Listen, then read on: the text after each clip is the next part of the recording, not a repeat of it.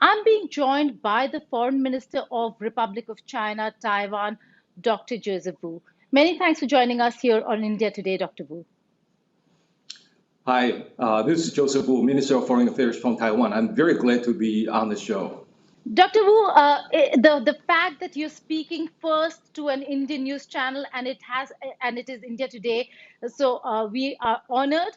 We welcome you here on India Today. Also, our felicitations and wishes on the Taiwan National Day, the 109th Taiwan National Day that was celebrated on the 10th of October. But let me begin with an interesting area that was covered here in India that has to do with how India and Indians celebrated Taiwan National Day, which was not taken very well by China. The Chinese embassy over here, Chinese administration, has tried to bully not just India, but any country that wanted to celebrate and participate in Taiwan National Day. How do you really see and perceive this entire aggression that we see from the Chinese side when it comes to Taiwan? And what are your expectations from the Indian administration, the Indian government? This is a situation that we have been facing for decades. But in the last few years, the situation has been getting more serious than ever. The Chinese are using their economic clout and also their political power to pressure other countries to do otherwise things that will be very normal for other countries. And in this particular case that you mentioned, the Chinese seems to be threatening the Indian press not to report about Taiwan's National Day. But India, to us, it's just a big democracy, perhaps the biggest democracy in the whole world, with vibrant press and freedom-loving people. And pressing Indians or Indian press not to report about Taiwan's National Day is against our value. And we are very happy to see that the Indian press and the Indian friends disregard the Chinese pressure, and they celebrated our National Day with us. The fact is that Taiwan is a democracy, and Taiwan shares the same value as Indians, and we are very glad that the Indians are celebrating our National Day with us. Well, Dr. Wu, the fact that India is an important partner of Taiwan. Now, what are your expectations from the Indian government, given that the two countries share a very important relationship that goes not just beyond partnership, but also in recognizing Taiwan? What is your expectation from the government of India in recognizing Taiwan not just as a partner, but as a nation as well? Thank you very much for raising that question. To us, it is very important for us to improve relations with India. It is a country that shares the same value with Taiwan. And it is also a country that has a very rich traditional culture. And it is also a country that is so rich with its potential. So for Taiwan to develop closer ties with India is very important. And we have the ambition to improve our relations with India. In areas such as economy or economic relations, we certainly hope that Taiwanese investment can go further in making investment in India. So far, we have 2.3 billion US dollars investment in India that employed about 65,000 people in India. And it is on the rapid rising right now. And we certainly hope that the trend can continue. And another area that we think it is very important for us to think right now is the supply chain. Taiwan and India are mutually complementary for each other. And for Taiwan and India to think along the line of supply chain, it's going to be very important for Taiwan, and I'm sure it's going to be in interest of your country as well. And we have full intention in working in that regard. In other areas, such as the health cooperation, it is also very important. During this whole period of COVID-19, we realized that relying on one certain country for medical supply is a national security problem. And if we need to overcome that problem, that means that like-minded countries need to work closer with each other. Supply chain in the hands of friends or allies is in line with national security. So we would like to work together with India as well. More importantly, for Taiwan and India to work on international stage can also be very important. We have been excluded in many international fora. But Taiwan has full potential in making contributions in international society. We certainly hope that Taiwan and India can work further with each other so that we together can make contributions to international society. And we certainly hope that the Indian government can look at Taiwan with more seriousness, and the two sides can work further with each other. Right, Dr. Wu, you make a very important point when it comes to supply chains. I will come back to that a little later, but staying on the issue of Taiwan and Taiwan's own resilience beyond supply chains, beyond healthcare. We've seen how wonderfully Taiwan has performed when it comes to containing and tackling the COVID-19 pandemic. Having said that, on the National Day, President Tsai Ing-wen has very clearly spelled out Taiwan's own agenda and how Taiwan wants to take forth her national interests, her territorial interests. Now, Taiwan is not the only country, although the world has woken up to how Taiwan has been suffering at the hands of China. But Taiwan is not the only country. India and Taiwan both have been at the receiving end of Chinese aggression. How then do you think both countries should come together to tackle and contain China's illegal claims? I think this is a very important issue for us to deal with. If you look at the situation in this part of the world, Taiwan is not the only country that is facing problems in this regard. Look at East China Sea. I'm sure Japan also has plenty of problems in dealing with China. The disputed water has been not invaded, but being intruded repeatedly in the last few months. And in the South China Sea, I'm sure the countries surrounding South China Sea have also been seeing the same problem. And we also noticed the dispute along the India-China border. And therefore, you can see that we are facing the same issue. And that issue is the expansionism of authoritarian Chinese Communist Party. And we have to think about a way for democracies, for like-minded countries to work further together. We have traditional good relations with the United States, with Japan, and we want to develop closer ties with India as well. In order for Taiwan and India to work with each other in that regard, I think we need to start by thinking on how to exchange views or intelligence with each other on the situation that we face, and try to explore the possible areas of cooperation. And we in Taiwan have the full intention in working together with India, even though this is not a military alliance type of relationship. But I think for like-minded countries to work together in exchanging views with each other, to understand about each other, is going to be very important. And it's important for Taiwan, and I'm sure it's going to be important for India as well. Well, Dr. Wu, you make a very important point, but again, Taiwan has been treated unfairly. We saw that more so now than ever before during the pandemic. The fact that Taiwan has done so much and so much better than many other countries, but in terms of best practices, we hardly saw the WHO really approach Taiwan to learn from Taiwan in how to handle and tackle the crisis. Having said that, is it time? You talk about countries coming together. You talk about like-minded nations coming together. The United States of America has come forth to support Taiwan in its struggle and in its entire approach to having its territorial integrity intact.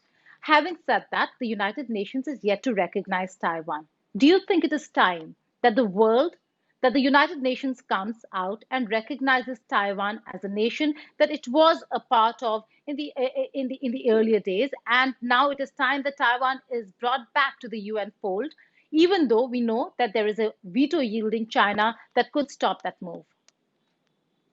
I would say that it is time for the international community and the international organizations to consider seriously the existence of Taiwan and to think seriously on how to incorporate Taiwan into the international organizations.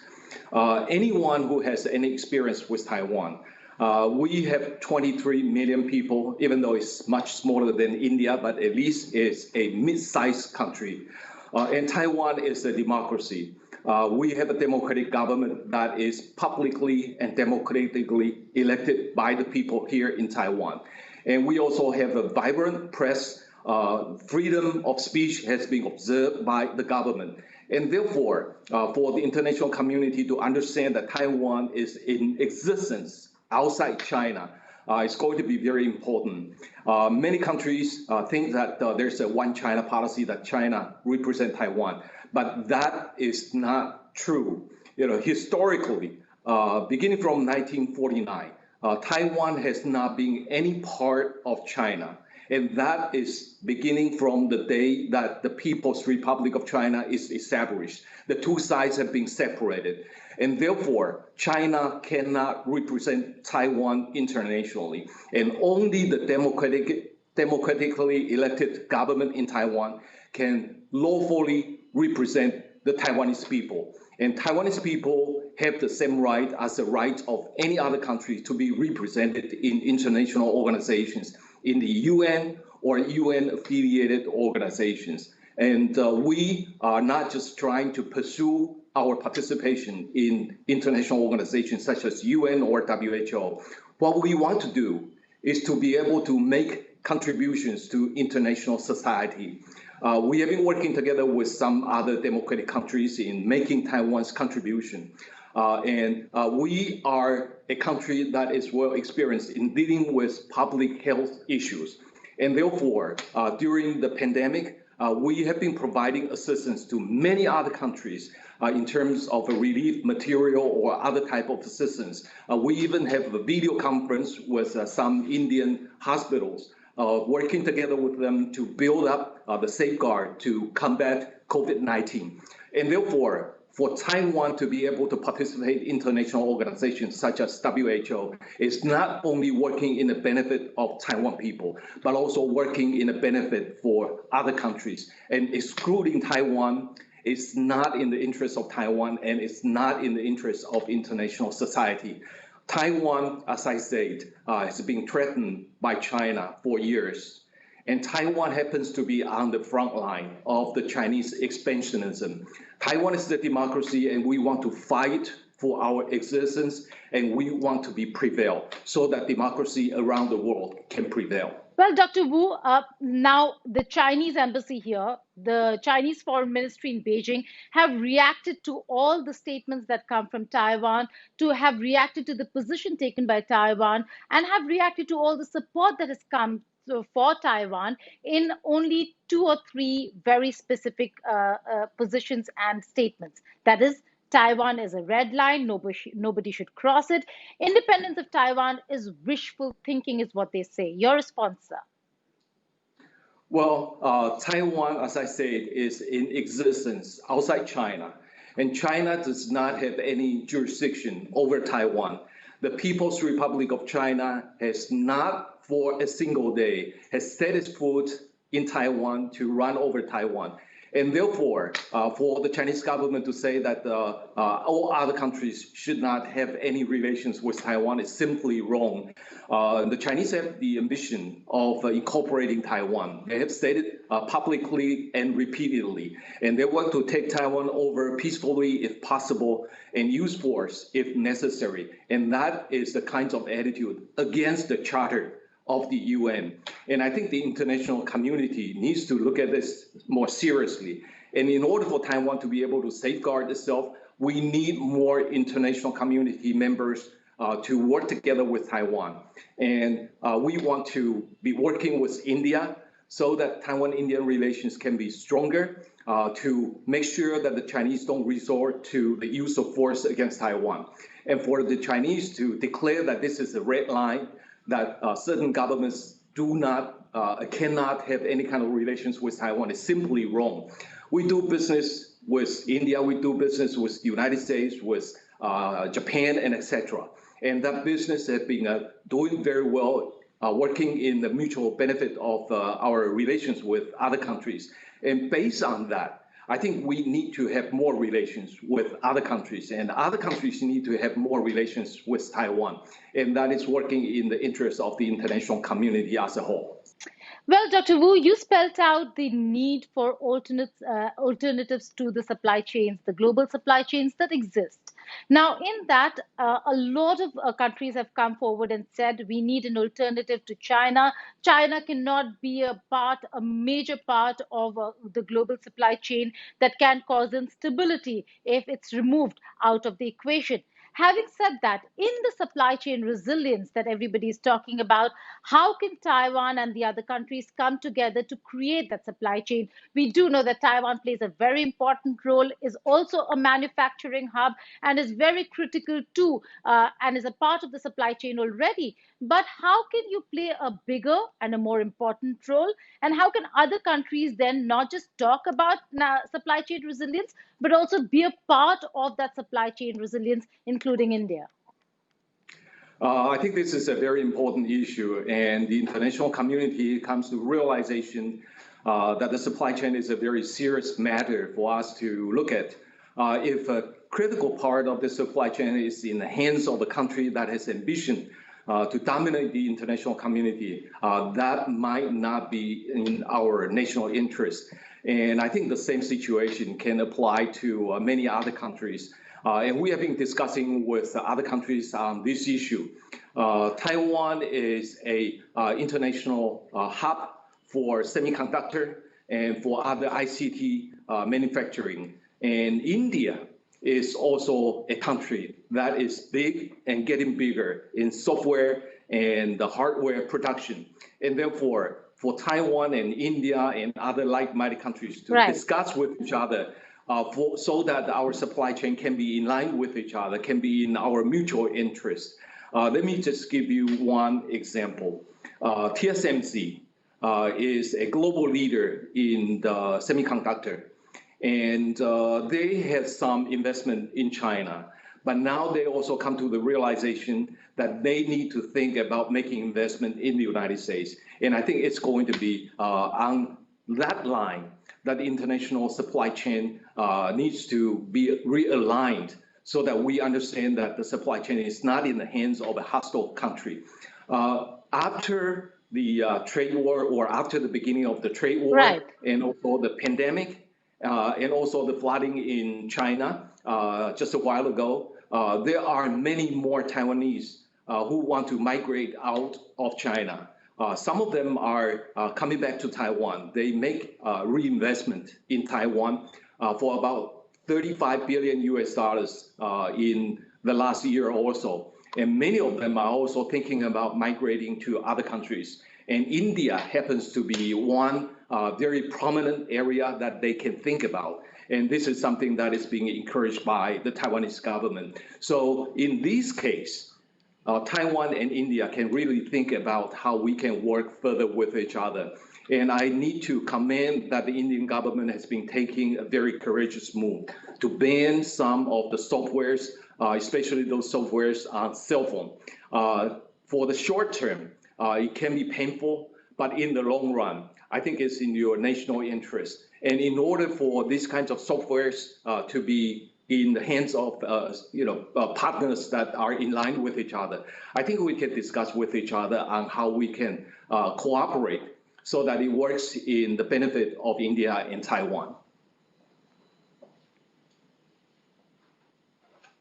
Dr. Wu, militarily, how can Taiwan contain Chinese aggression in the South China Sea? South China Sea is one area that we have been looking at very seriously as well. People are saying that Taiwan Strait is a potential flashpoint, and we agree to that because the Chinese are threatening us day in and day out with their military hardware.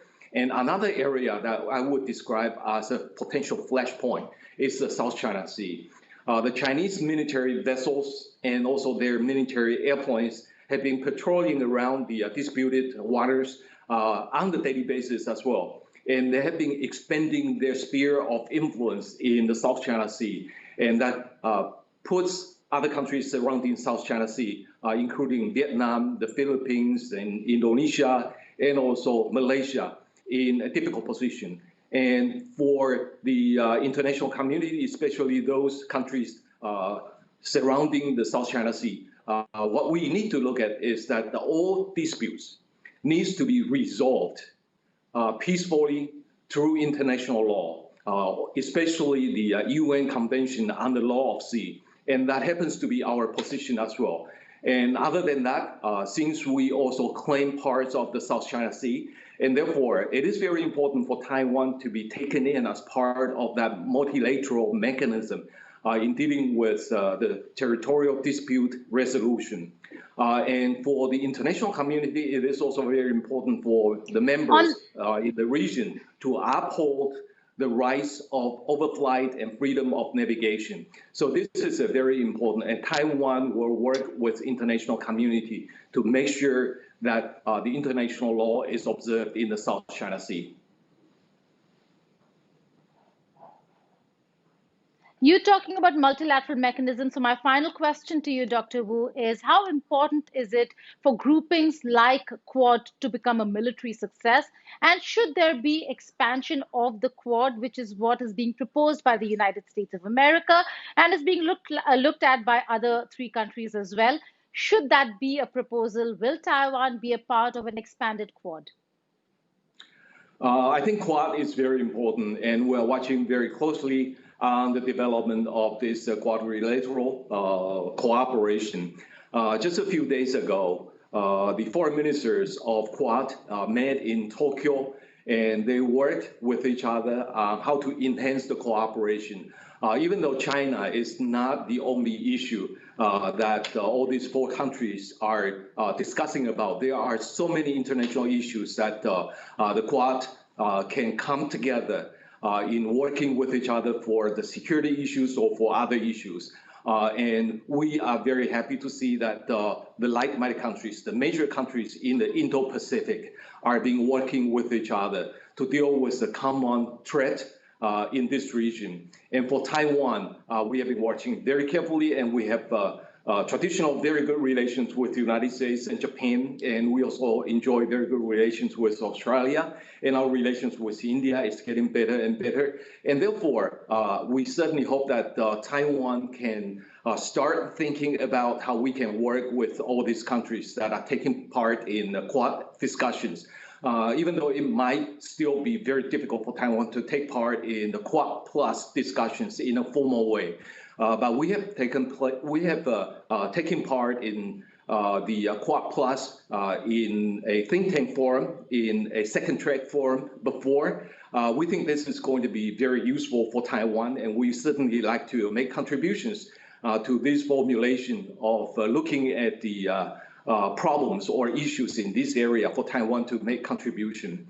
After the United States has that strategy of Indo-Pacific, free and open Indo-Pacific, we have been working together with the United States in a very close way. And the way the United States describe about Taiwan is that Taiwan is a democratic success story, a reliable partner, and a force for good in the world. And we have been working together with the United States to make sure that the region can benefit from Taiwan's contribution. And Taiwan will be very happy not only to work together with the United States, but also with other members of the community in the Indo-Pacific to make sure that the area can benefit from Taiwan's assistance or benefit from Taiwan's willingness to make contributions. We are able to show to the region that Taiwan is a model of democracy, and we can share the values with other countries that are still living under authoritarianism. And we are very willing to make contributions in the area of security, and it's not only the hard security, but also the non-traditional security areas. And we are very good in it, and we are willing to make contribution. And Taiwan is also a very prosperous country, and we want to make contributions to this part of the world so that the whole Indo-Pacific can benefit from Taiwan's economic engagement. That's right. So this is what we want.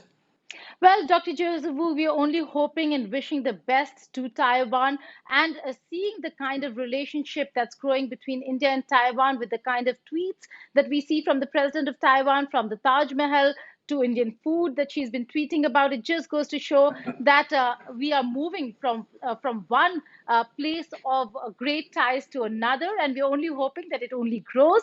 Dr. Joseph Wu, Foreign Minister of the Republic of China, Taiwan, speaking exclusively to India today. Many thanks for joining us here on the channel.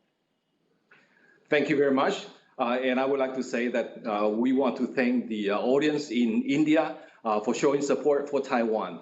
And for me personally, India always have a very special place in my heart. And we hope that Taiwan and Indian relations can improve further. Thank you very much for this opportunity.